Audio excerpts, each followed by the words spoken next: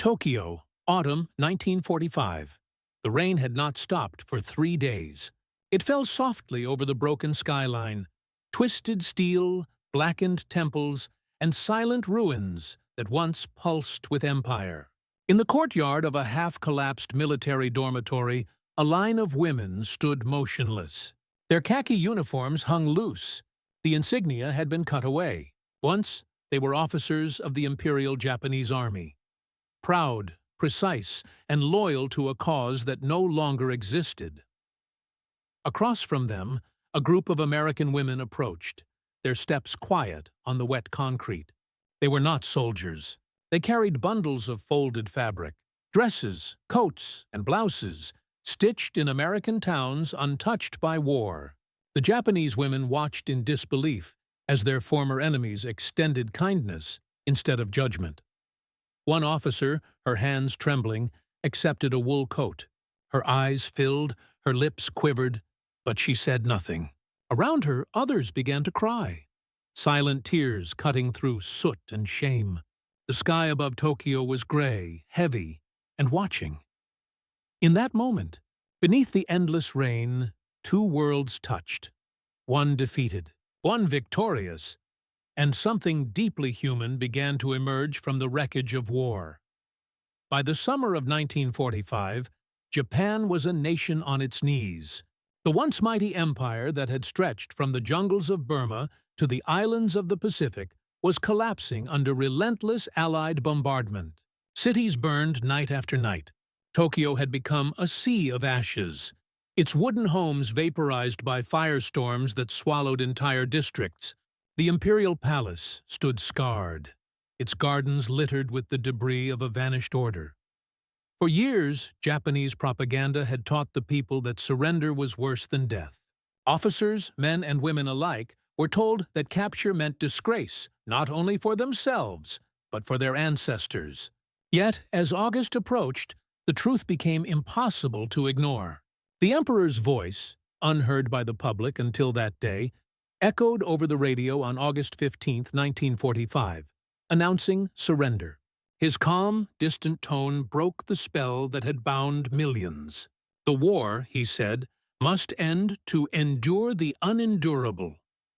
When the words reached military hospitals and academies, silence fell. In one such academy on the outskirts of Tokyo, a group of female officers, nurses, clerks, communications specialists, stood listening, their faces pale and unreadable. They had been trained for discipline, for loyalty to the emperor, for quiet endurance, but not for defeat. Many had burned their uniforms that evening. Others buried them. Some hid their service records, fearing arrest or humiliation when the Americans arrived. Japan's society, once rigidly stratified, was now dissolving into hunger and confusion. Trains no longer ran on time. Cities smelled of rot and smoke. The black markets spread across alleys, where even rice became more valuable than gold. When Allied troops first landed, there was fear, not of violence, but of retribution. Japanese civilians had been told that the Americans were monsters, that occupation would bring ruin and revenge. Yet what arrived in the late summer of 1945 was not an army of vengeance, but an occupation designed with careful calculation and strategy. General Douglas MacArthur, appointed Supreme Commander for the Allied powers, stepped onto Japanese soil with a plan unlike any seen before. His mission was not merely to demilitarize Japan, but to transform it. The sword would be broken, yes, but in its place, something new would have to be built: democracy, education, and human rights. Among his early directives was the disbandment of all Japanese military organizations, including the Women's Volunteer Corps, an auxiliary network of female officers and nurses who had supported logistics, medical care, and communications. Thousands of these women suddenly found themselves stripped of identity. They were neither soldiers nor civilians, neither victors nor criminals. Their role had ended, but the war within them had not. In the first months of the occupation, the Allied command was inundated with humanitarian crises. Famine loomed, Millions were homeless. Disease spread through refugee camps. Children scavenged in the ruins for scraps of burnt rice. Tokyo's winter of 1945 would be one of the coldest on record. It was in this desperate atmosphere that a quieter force emerged, a different kind of invasion. American civilian women, many of them volunteers from the Red Cross, church groups and relief organizations, began arriving to aid in Japan's reconstruction. They brought medicine, food, and clothing. But what they carried most powerfully was an idea that compassion could rebuild what war had destroyed. At first, these women faced suspicion from both sides. U.S. military men often viewed their efforts as naive, while Japanese civilians found them incomprehensible. How could the enemy who had destroyed their homes now offer charity? How could mercy exist after Hiroshima? And yet, against the bitter backdrop of defeat, small moments of humanity began to pierce the ruins. In hospitals, orphanages, and makeshift camps, American women extended help without command or calculation. Their mission was simple: to heal. Among those they reached were the forgotten soldiers, the women who had once worn the uniform of the empire, dismissed quietly, surviving in dormitories and ruins. They carried the silent weight of shame. For them, kindness was more unbearable than punishment. In late 1945, one particular encounter in Tokyo would capture that contradiction with haunting clarity, when a group of American women offered clothing to a line of former Japanese officers. What happened next would not be written in official reports or strategy papers, but it would live on in the quiet memory of those who witnessed it. Because what unfolded that day was not about victory or defeat. It was about the fragile beginning of understanding between enemies. The occupation of Japan was unlike any reconstruction the modern world had ever witnessed. When American forces entered Tokyo, they did not come as conquerors, but as administrators of a fallen empire. Japan had surrendered unconditionally, yet MacArthur's vision was not one of humiliation. He believed that rebuilding Japan's spirit was more powerful than breaking its body. Under the Supreme Command for the Allied Powers, SCAP, the occupation became a vast experiment in social engineering. Laws were rewritten, the military was dismantled, and political prisoners were released. Japan's ancient hierarchy, emperors, generals, industrial barons, was stripped of authority. For the first time in history, Japanese women were given the right to vote. Schools were restructured, textbooks censored of imperial dogma, and the press reopened under strict Allied supervision. But outside these sweeping reforms, life on the ground remained unbearable. Food production had collapsed. Urban infrastructure was in ruins. Winter descended upon Tokyo like a slow punishment. Streets filled with orphans wrapped in blankets, soldiers turned beggars crouched near burned-out train stations, and widows trading heirlooms for bread. For American military planners, the immediate challenge was logistical: how to feed, clothe, and stabilize 80 million people in a devastated land. Relief ships began arriving in Yokohama, carrying wheat, powdered milk, and medicines. But there was something the statistics could not measure: the deep emotional wound that ran through the Japanese people. Pride, grief, and guilt mingled into silence. Within that silence were the women of the imperial system: nurses, teachers, clerks, and uniformed auxiliaries. They had sworn oaths of loyalty to an emperor who was now a figurehead under Allied custody. They had been taught to see Americans as inhuman. And now, those very Americans were walking their streets, rebuilding their schools, and even teaching their children. It was within this uneasy coexistence that a new phenomenon emerged: the civilian exchange. Unlike formal military operations, these were grassroots humanitarian efforts. Church groups, women's organizations, and charities that believed peace could only last if hearts were changed alongside policies.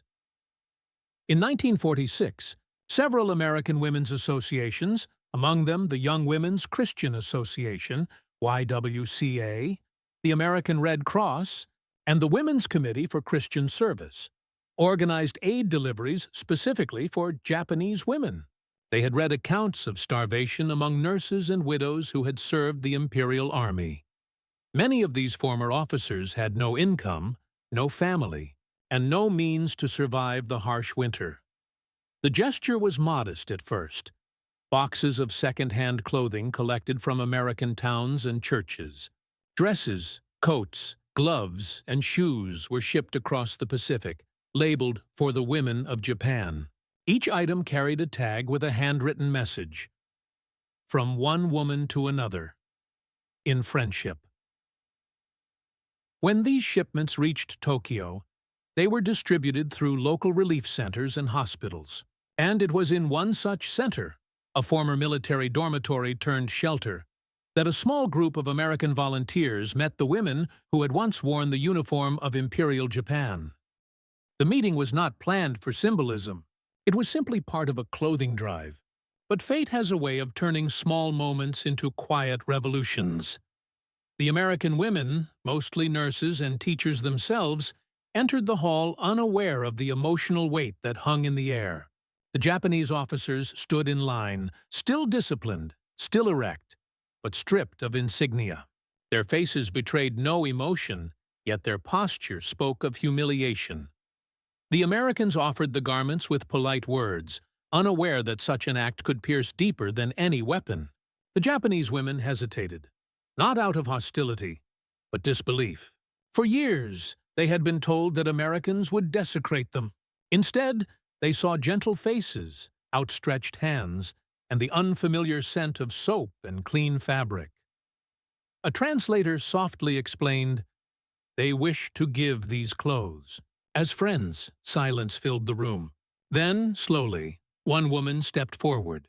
Her name, as recorded later in an interpreter's notes, was Lieutenant Sato, a communications officer once stationed in Manchuria. Her hands trembled as she accepted the folded dress, and as she looked into the American's eyes, the composure she had held since the surrender broke. Tears fell freely, soundlessly. That moment would ripple outward, through stories told in whispers, through photographs that never made it to newspapers, through memories that would survive decades later in memoirs and interviews. It marked the first human bridge between the women of two nations once divided by war. And behind this single act of compassion lay an intricate web of motives, emotions, and consequences, each revealing a different side of what it meant to rebuild a defeated empire. Defeat has a sound, the silence that follows the last order. The emptiness after flags are lowered. For the Japanese female officers, that silence was deafening. These women had lived within the disciplined rhythm of a military system that demanded obedience and endurance. Their identity, their worth, even their sense of womanhood had been defined by service to the emperor.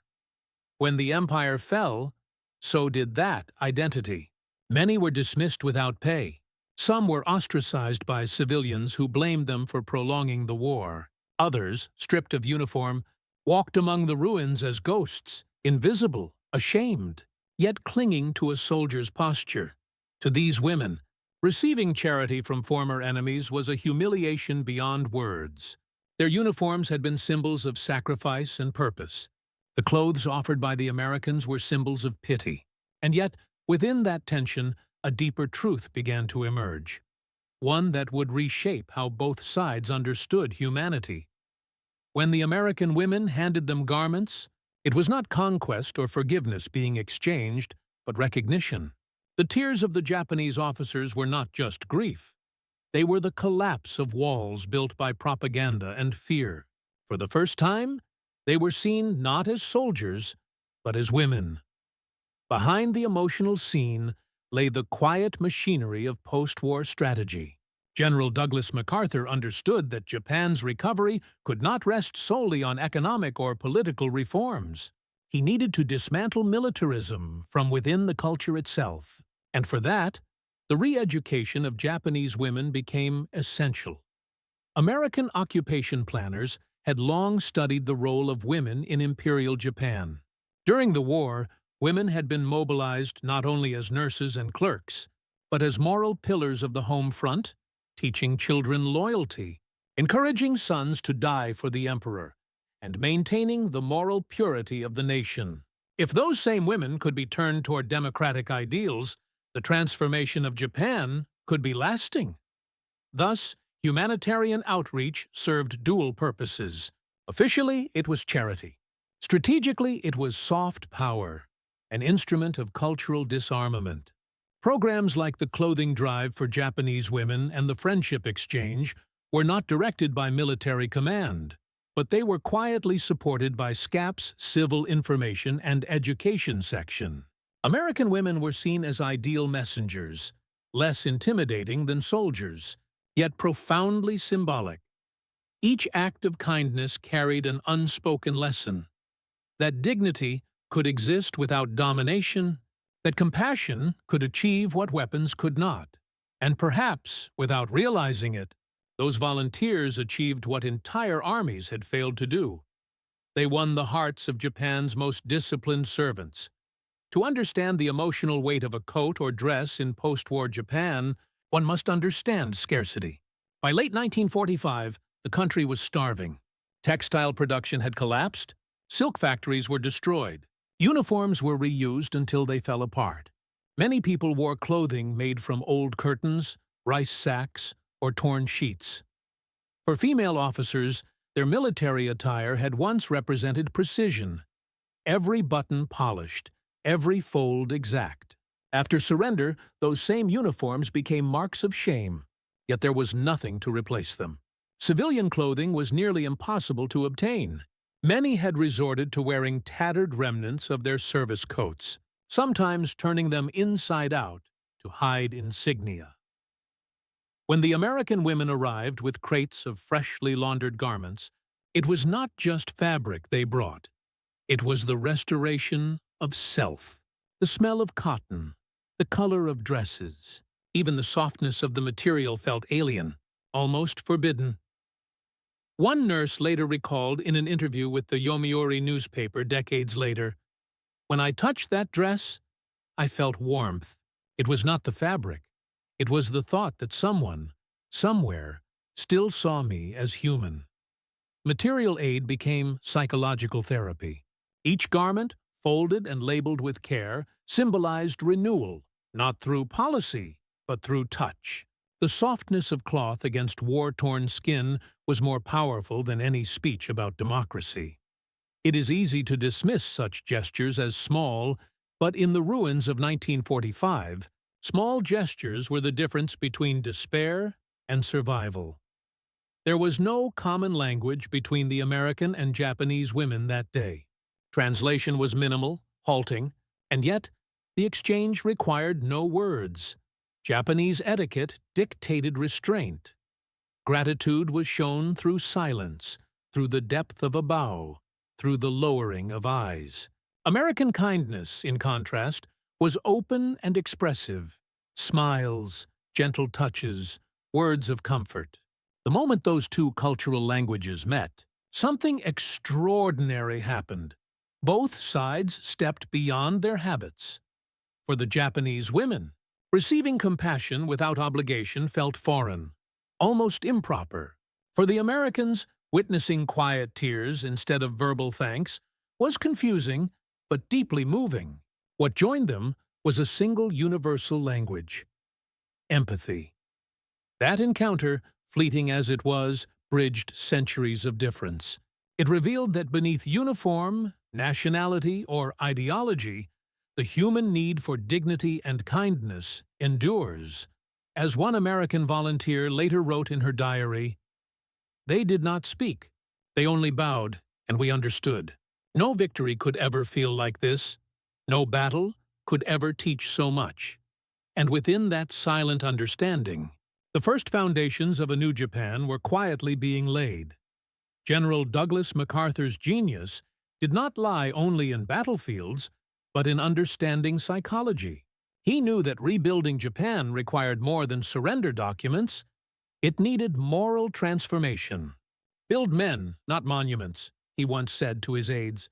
Yet, in Japan, it would be women who became the quiet architects of a new peace.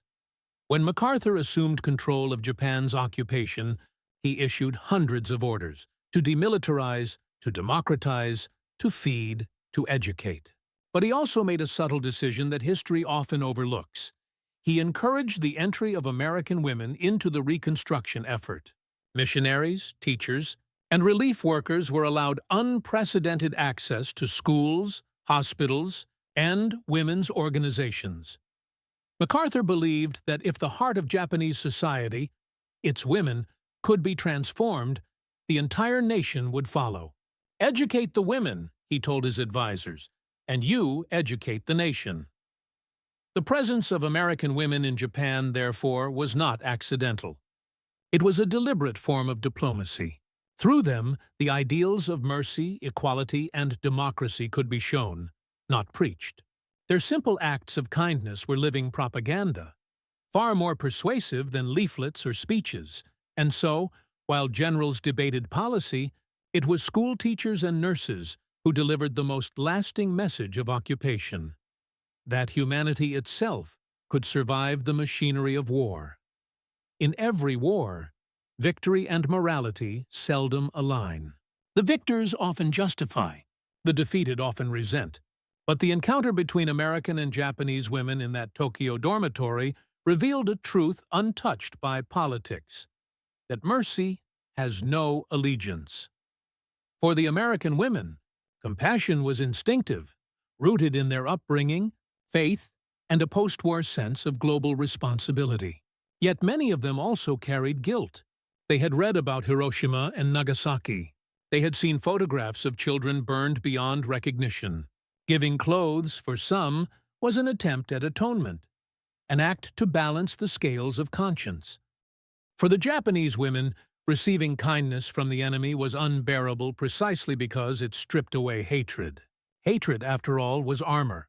To accept mercy meant accepting vulnerability, and that was far more difficult than enduring defeat. When they cried, it was not weakness. It was the surrender of bitterness. Those tears carried the weight of surrender, shame, and the first fragile seed of forgiveness. Moral transformation rarely comes with declarations.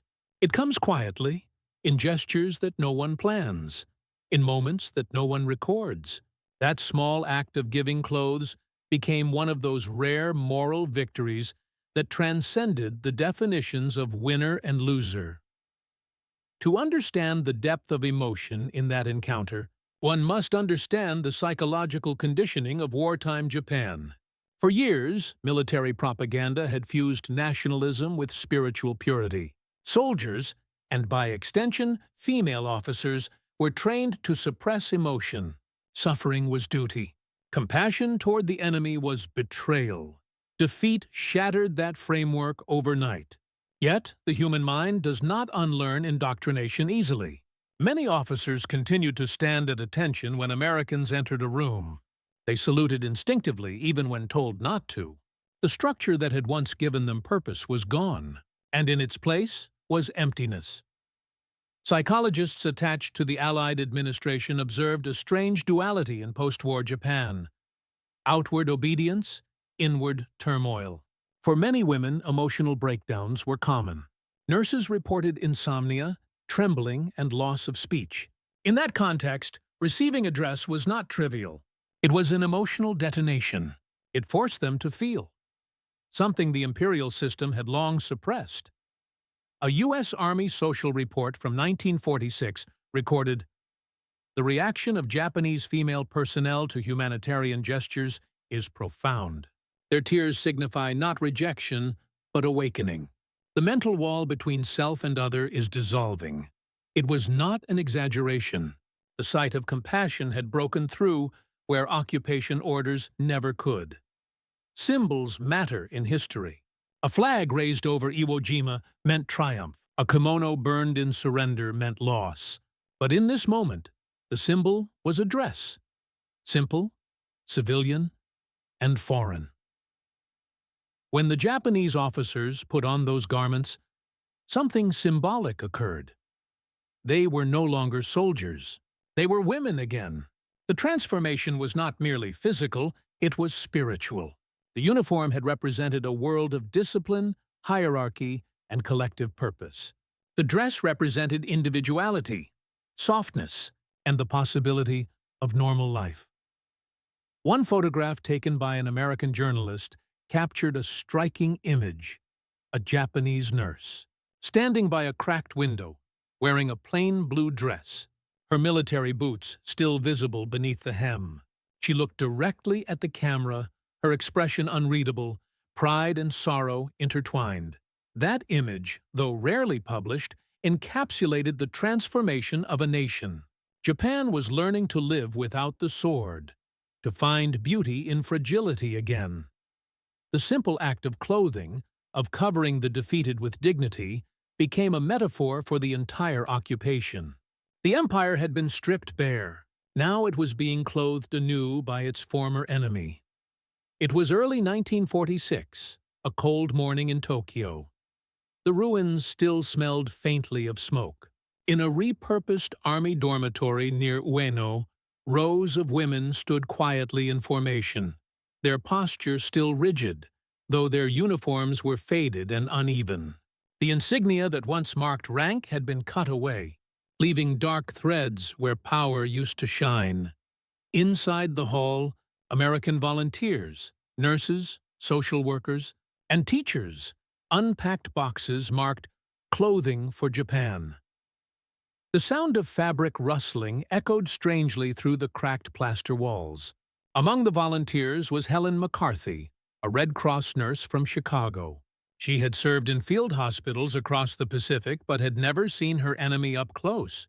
Now, she stood before a line of defeated Japanese officers, their faces expressionless, their eyes hollow. The air was thick with unease. The Japanese women did not move. To them, this gathering was not relief. It was trial. They had been summoned by local officials for distribution of foreign clothing, and though no punishment awaited them, humiliation certainly did. Helen hesitated before speaking. Through the interpreter, she said softly, "These are gifts. No payment is required. They are from American women, for Japanese women." The words seemed to hang in the air like smoke. The translator repeated them, his voice trembling slightly. Silence followed. At the far end of the hall stood a woman in her 30s, Lieutenant Chieko Takahashi, a communications officer once stationed in Burma. Her posture was unbroken, her face unreadable, but her hands were trembling.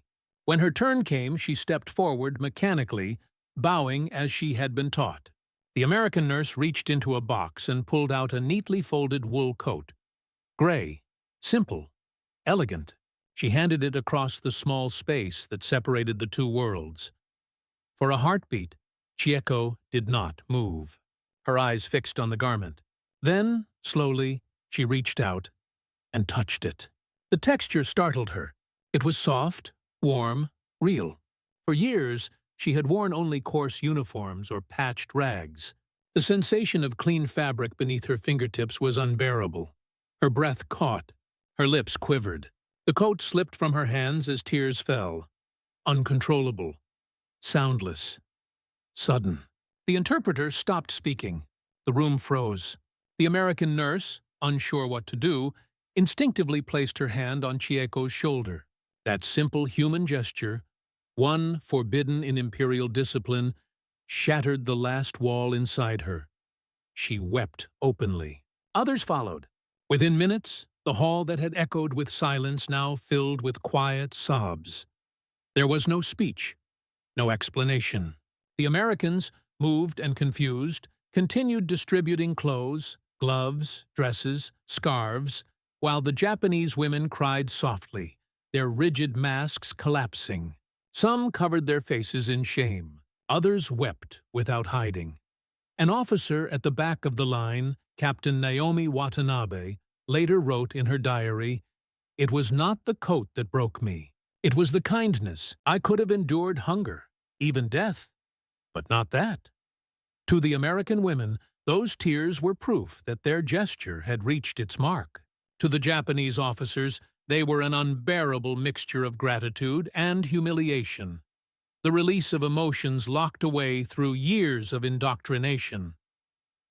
Outside, the rain began to fall again, a fine drizzle that softened the ruins of the courtyard. One American volunteer stepped outside and watched as the gray sky blurred the edges of broken rooftops. "They are crying," she whispered to another. "I don't know if it's for what we did, or what they lost." Inside, the distribution continued. A photographer from the occupation press, discreetly present, captured a few frames before being asked to stop. The images would never make the front pages. Too intimate, too raw for propaganda. But years later, copies would surface in archives. Women in tattered skirts receiving new clothes, faces wet with tears, hands pressed together in silent thanks. In that moment, the war truly ended, not through treaties or tribunals, but through the fragile connection of hands across an invisible divide. For the first time since 1941, Americans and Japanese were looking directly into each other's eyes. Not as enemies, but as people. That morning, in a cold Tokyo dormitory, compassion had done what armies could not. It had turned surrender into something more profound. Recognition. Outside, the rain thickened, washing over the ruins of the empire. But within those walls, something new had begun to grow. Quiet, uncertain, but alive. And as those women stepped out wearing their new coats and dresses, the sight was almost surreal. Soldiers no more, they looked like ordinary citizens again. Mothers, daughters, sisters. The war had stripped them of humanity. Kindness had given it back. In the days that followed, the story of that morning spread quietly through Tokyo's military hospitals and relief centers. It wasn't an official report, nor was it broadcast by Allied propaganda. It was carried instead through whispers, from one nurse to another, from interpreter to civilian. The story of American women who made Japanese officers cry. What might have been dismissed as a minor act of charity began to resonate as a symbol of something larger. For both nations, it represented a turning point in how they saw themselves and each other. Among the American volunteers, there was confusion mingled with humility. Some were deeply moved, others uneasy.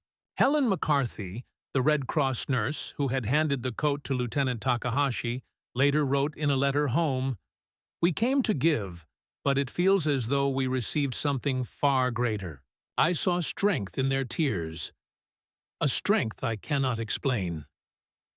That same week, the local Japanese women's associations, recently reauthorized under the new democratic reforms, began discussing the event.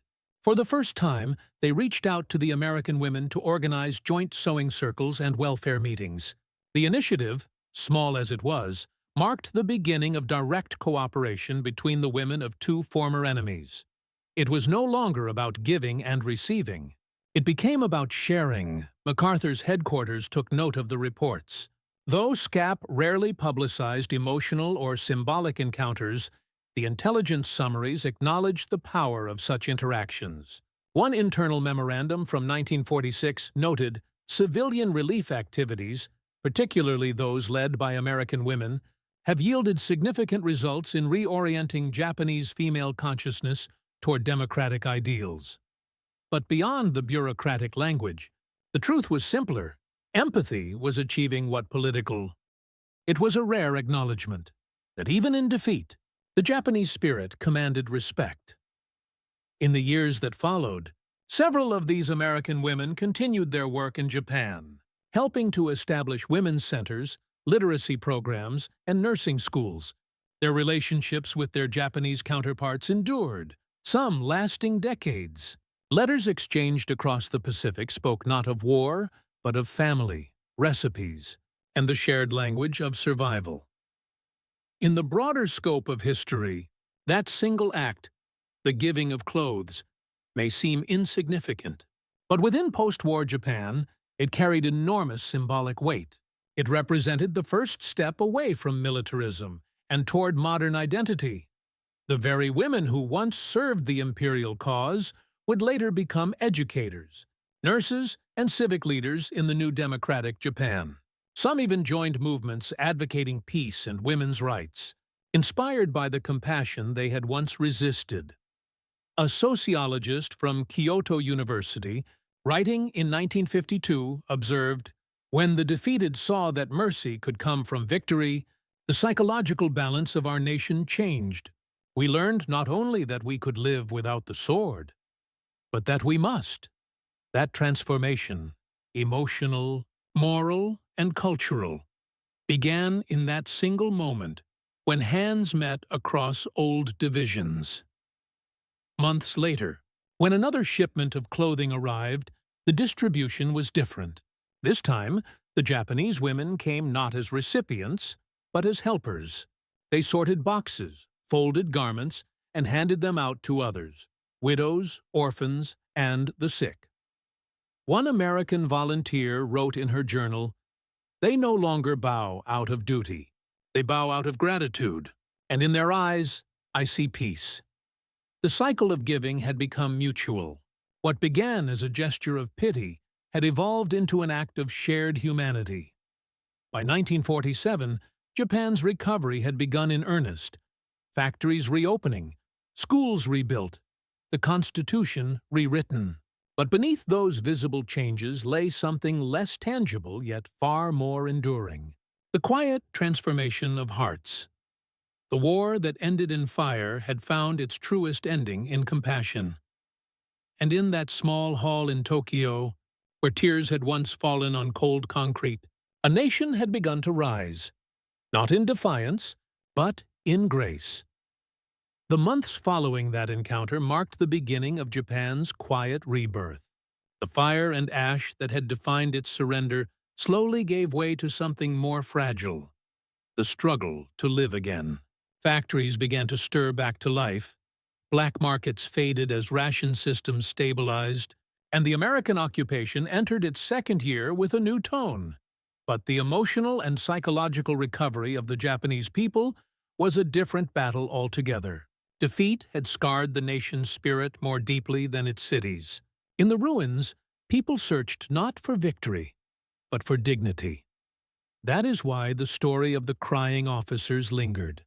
It became, unofficially, a story that teachers, nurses, and missionaries told quietly to each other, as a reminder that compassion could rebuild what politics could not. American newspapers rarely mentioned it. There were no grand headlines or photographs, but among those who worked in the relief missions, it became a symbol of the occupation's deeper mission to humanize the peace. Within General MacArthur's headquarters, reports of these encounters began to accumulate under sections titled Civil Relations and Moral Recovery. Though written in dry administrative language, they revealed something profound. Acts of kindness were reshaping the social fabric faster than any reform decree. One report, dated June 1946, read, "The emotional response of former Japanese military personnel to American civilian aid demonstrates the effectiveness of humane contact. These reactions should be encouraged as they serve to erode the residues of militaristic ideology." In essence, the occupation authorities had discovered that empathy was strategic. By showing mercy, they were dismantling the very structure of fanaticism that had fueled the war. But not all Americans agreed. Some officers criticized what they saw as sentimental weakness. They argued that the Japanese military, even its women, did not deserve sympathy. "They trained to kill," one colonel wrote. "Now they play the victim." Yet others, those who had witnessed the crying officers firsthand, saw something different. They saw a society learning to feel again. In post-war Japan, silence was the dominant language. People rarely spoke of their emotions. Yet slowly, change began to take root. Magazines started printing essays about the new woman, describing the importance of empathy, education, and equality. Teachers began to include moral lessons emphasizing cooperation over obedience. Even in art and cinema, a shift was visible. Early post-war films, such as Reconstruction Women's Society, 1947, and The Bells of Nagasaki, 1950, carried undercurrents of guilt, forgiveness, and rediscovery of humanity. Behind those stories was the same idea that had unfolded in that Tokyo dormitory: that redemption was possible through compassion, not conquest. The women who once wore uniforms began to occupy new roles in society. Some became teachers in local schools, others joined civic organizations, and a few even became activists advocating pacifism. Their quiet transformation symbolized Japan's passage from militarism to modernity. In interviews years later, several of them would recall that first winter of defeat not as humiliation, but as awakening. "I thought I would never stand straight again," wrote one former officer. "But the day they gave me that dress, I understood something: that strength can live inside gentleness." Back in the United States, the story of Japan's recovery filtered slowly through women's magazines and missionary newsletters. Articles titled "Women Helping Women" or "From Enemy to Friend" appeared occasionally, describing anonymous gestures of mercy. Church groups continued collecting clothing and supplies. Packages arrived from places like Ohio, Kansas, and California, each box containing not just garments, but handwritten notes. "May this bring you comfort. Peace begins with kindness." For many Americans, especially women who had lost husbands or sons in the Pacific, this outreach became a form of healing. It allowed them to transform grief into purpose. Across the ocean, the same garments became symbols of survival for those who had once believed that honor meant silence. By 1947, Tokyo had begun to hum again. Trams rattling down new streets, students walking in clean uniforms, market stalls alive with color. Yet beneath this outward recovery lay the memory of that morning, the quiet moment when two nations had begun to forgive each other without a single word spoken. And that memory would continue to ripple, shaping not just Japan's moral reconstruction, but its very identity in the years to come. By the late 1940s, Japan had begun to find its footing. The nation that once marched to the sound of drums and military parades now moved to the rhythm of rebuilding: construction hammers, school bells, and factory whistles. The wounds of war were still visible everywhere, but something had shifted deep within the national spirit. What had begun as a humanitarian gesture, a simple exchange of clothing between former enemies, had rippled into something far more profound. It had softened a generation hardened by ideology and reintroduced an emotion long suppressed: empathy. Sociologists of the time noted a remarkable trend. Japanese civilians, particularly women, began embracing ideas once seen as Western weaknesses: individualism, compassion, and moral introspection. The American women's presence had demonstrated that power could coexist with gentleness, and for a nation raised on discipline and sacrifice, this was revolutionary. In the years following 1946, these ideals found their way into literature, education, and the arts.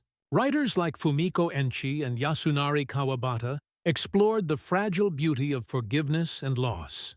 Films by directors such as Keisuke Kinoshita portrayed women not as symbols of loyalty, but as individuals carrying the moral burden of a nation's past. Many historians later traced this emotional realism, this new honesty about human frailty, back to the early occupation years when American and Japanese women first met across the rubble. For the women who had once worn imperial uniforms, the transformation was deeply personal. In later interviews, they spoke of two kinds of defeat: the military one that ended the war, and the spiritual one that allowed rebirth. "We were taught that compassion was weakness," one recalled. "But when I received it from my enemy, I realized it was strength." Inside SCAP headquarters, Humanitarian work by American civilians continued to be encouraged.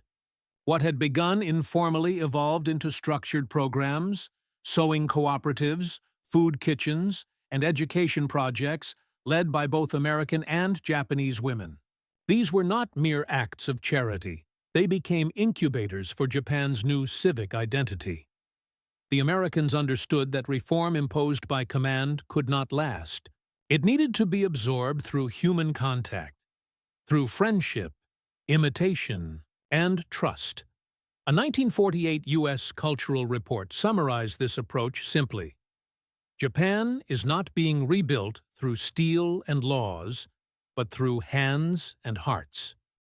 The crying officer's story, though never made public in official propaganda, circulated privately among diplomats and relief organizers as evidence that soft power worked, that emotional reconstruction was as vital as political reform. By the early 1950s, many of the women who once cried in that Tokyo dormitory had rebuilt their lives. Some became leaders in social work or public health, serving under Japan's new constitution that guaranteed gender equality.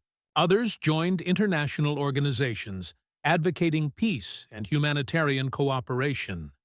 Their experience, once a private memory, had become a quiet kind of honor.